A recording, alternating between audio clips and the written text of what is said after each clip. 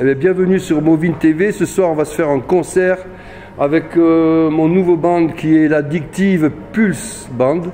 Donc c'est l'Addictive Pulse, ça veut dire que c'est la pulse dont on pourra plus passer. Voilà, donc autour de Don Bies, de ses compositions.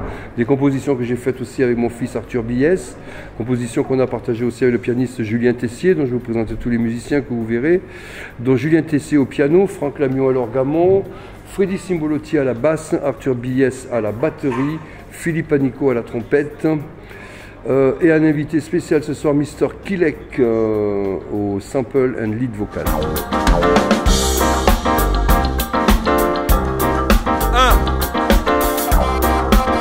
Eh bien, bonsoir, donc on y va, alors c'est parti. Movin TV. Pourquoi ce nom d'artiste? Ah, pourquoi ce nom d'artiste? Don Bies, Addictive Pulse. Ben, parce que Don Bies c'est mon nom. Hein. Je m'appelle Michel Bies en fait.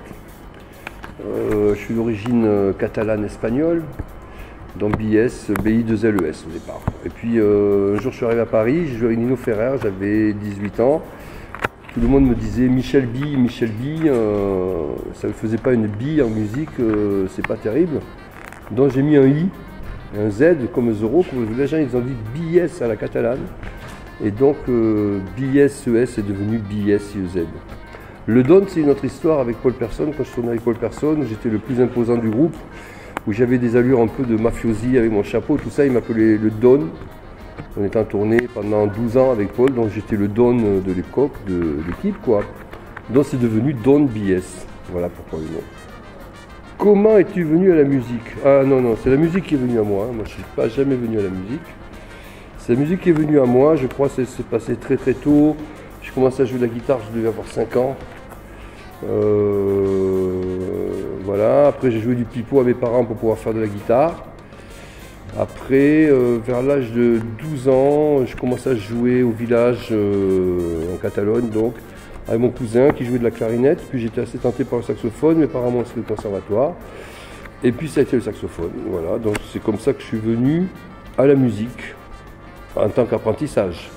Après, s'il faut en dire plus, vers 18 ans, pas un peu avant, j'ai quitté la famille, je suis parti sur les routes avec mon sax, faire la Manche, entre Cadaqués, la côte jusqu'à Cadaqués, Collioure du côté français, tout ça. On faisait la Manche avec les potes et ça a duré 2 ans. Voilà, on vivait dans la rue, on faisait la Manche et on apprenait à jouer, on rencontrait des gens. Après j'ai atterri à Saint-Tropez en faisant la Manche. Voilà, et après j'ai rencontré des gens qui étaient sur Paname, qui m'ont invité à Paris, donc, et puis je me suis installé à Paris après. Le style de musique. Le style de musique, ben, justement, c'est pas du jazz. Parce que tout le monde dit, ouais, Don Bies, jazz. Déjà, c'est pas du jazz parce que le milieu du jazz ne veut pas de moi, de toute façon. Ils me l'ont bien prouvé. Chaque fois que je fais du jazz, que quelqu'un marque jazz, cette étiquette en plus, bon, moi, je la revendique pas du tout. Moi, je fais une musique qui est une musique, je pense, mondialiste, qui est inspirée de plusieurs ethnies, que ce soit de l'ethnie méditerranéenne au départ, puisque c'est mon essence, dont méditerranéenne, ethnie latino, après l'ethnie africaine, et puis rock'n'roll, puisque j'ai été bercé par le rock'n'roll, donc tout ça, ça se mélange.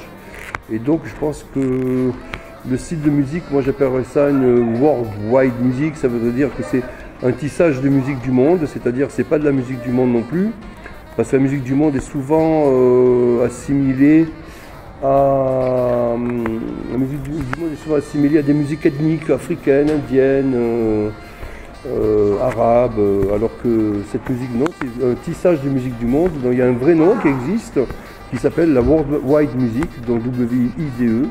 Qui veut dire le tissage des musiques du monde. Voilà. Inspiration, par exemple, pour l'inspiration, ce serait un Weezer Report dans les années 70, Miles Davis dans sa période, après sa période Bop, Pharoah Sanders, Gato Barbieri, Santana même par exemple. Comment se crée un titre? Alors déjà on ne fait pas les titres, moi je ne fais pas de titres, je fais de la musique, je fais des morceaux de musique. Alors souvent il y a beaucoup d'inspirations différentes. C'est soit on a un truc qui te traîne dans la tête et puis tu te mets derrière ton ordi, tu commences à bosser. Soit c'est à travers une jam que tu fais avec des copains ou une impro que tu as fait un soir qui t'a donné une idée. soit c'est tu as un thème et puis tu te mets à composer chez toi, soit voilà, il y a plein de façons différentes en fait. Moi je fais pas des titres, je fais de la musique tous les jours, la musique appartient au souffle de tous les jours, donc il n'y a pas de titre vraiment. Je fais de la musique tous les jours et de là il y a des découpages qui se font dans tout ça et qui font qu'il y a des morceaux qui sortent et que de temps en temps on fait un album pour le concrétiser ou alors on fait une tournée ou des scènes pour pouvoir les jouer sur scène. Voilà, mais on ne fait pas spécialement un titre non. Voilà. Alors après, Moving TV. Des inspirations. Alors il y en a beaucoup. L'inspiration, c'est le matin quand je vais faire pipi par exemple, c'est déjà une inspiration, le fait de se lever, d'être vivant et de se dire on va passer une bonne journée aujourd'hui, d'être optimiste, ça donne des idées pour faire de la musique, ou être pessimiste aussi, ça donne des idées, être heureux, malheureux, ça donne des idées. Voilà, après les inspirations au niveau style de musique, évidemment, j'en ai déjà parlé. Moi je suis très inspiré par la musique des années 70, la musique free des années 70, que ce soit dans le free black, dans la soul, que ce soit la soul de la Motown par exemple, ou dans le jazz free, mais pas le free jazz après le Bob, je parle d'un free jazz qui a été fait par Don Cherry par exemple, ou Barbieri, j'en reparle, ou Pharoah Sanders, c'est-à-dire c'est des mecs qui étaient assez barrés dans leur musique, c'est une des branches du jazz, très improvisée mais très inspirée de musique du monde. Sinon dans les inspirations évidemment il y a toute cette période 70 et puis il y a aussi des gens du rock aussi, des gens du rock comme Bowie, moi m'inspire aussi depuis le début, j'ai toujours aimé Bowie, par exemple. Dans le blues aussi, Coco Taylor, j'ai fait beaucoup de blues à une période puisque j'étais en tournée pendant 12 ans avec un guitariste de blues. Et donc j'ai joué beaucoup de blues et le blues m'inspire aussi beaucoup. Donc voilà, c'est un tas d'influences différentes. La musique africaine aussi, parce que j'ai eu la chance de découvrir l'Afrique avec un groupe africain connu à l'époque avec lequel on a fait le tour du monde. Et j'ai eu la chance de stationner en Afrique longtemps. Donc j'étais très inspiré par la musique africaine aussi. Et aussi aux États-Unis parce que j'ai traversé des contrées où j'ai rencontré des musiciens, voilà, on revient au blues par exemple, ou les musiques de la Louisiane aussi, voilà. Alors, Moving TV, je rappelle. Qu'est-ce que tu écoutes en ce moment? Rien. En ce moment, j'écoute très peu de musique. Si, j'écoute les oiseaux le matin. Je marche un peu. J'écoute le bruit du glaçon dans les fly, j'adore ça parce que je vais beaucoup au bar, je suis un peu alcoolique. Voilà. Mais en musique, non, j'écoute pas grand chose en ce moment. J'ai beaucoup écouté de musique. En ce moment, je suis dans une période où je n'écoute pas trop de musique parce que je suis dans une période de création et quand je suis dans une période de création, j'écoute pas beaucoup de musique. Sinon, j'ai beaucoup écouté de musique à un moment, que ce soit de la musique classique, du jazz, du rock, du blues, j'ai beaucoup écouté de musique.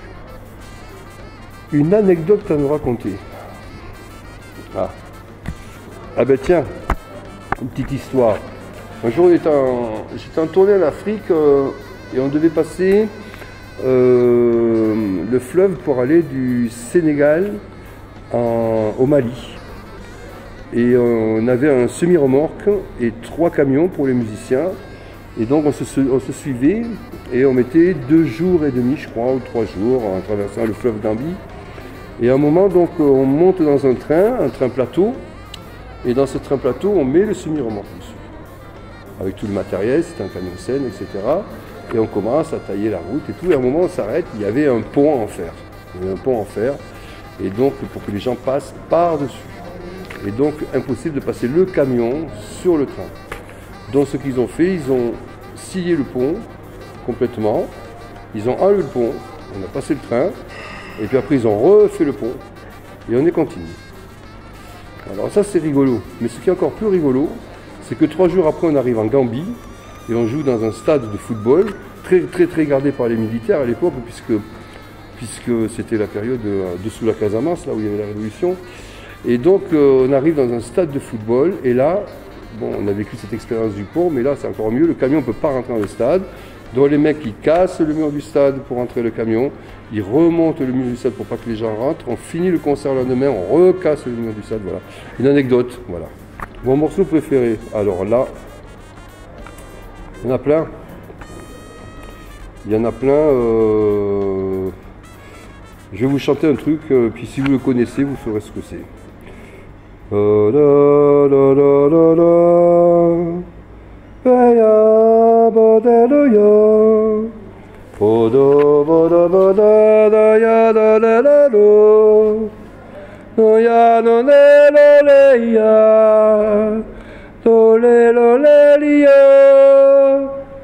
Ça c'est le chant, c'est un chant du Moyen-Âge qui a été repris par Pau Casals, un hymne à tous les retirés, enfin tous les immigrés lors de la retirada espagnole sous Franco, tous ces gens qui sont venus, dont mon grand-père, qui sont venus en France. Ça a été repris par Pau Casals et ça a été primé à l'UNESCO comme voilà, le morceau mondial de la paix en 1939. Et c'est un morceau que j'ai à cœur, parce que j'ai chanté ça quand j'étais petit à ma grand-mère, évidemment, qui est espagnole. Je l'ai repris dans un album à moi, déjà, et j'ai toujours ce truc-là. C'est pas une histoire de morceau préféré, c'est juste avoir une conscience politique. Voilà, savoir d'où on vient, où on va, et c'est important. C'est assez important, je pense, de garder cette conscience d'un morceau comme ça. Voilà, qui fait que, si je fais de la musique, c'est peut-être grâce à ça aussi. D'aspiration de la liberté. Ça s'appelle Le Chant des Oiseaux, El Canto dos Ocells en catalan. Donc on peut trouver des versions, 10 000 versions sur internet, Pau Casals, à la viole de gambe, au violoncelle, enfin on peut trouver, voilà. Et pour dire même, à un moment, ça a été l'hymne du Barça. Voilà. Il n'y a plus de questions, c'est bon ça.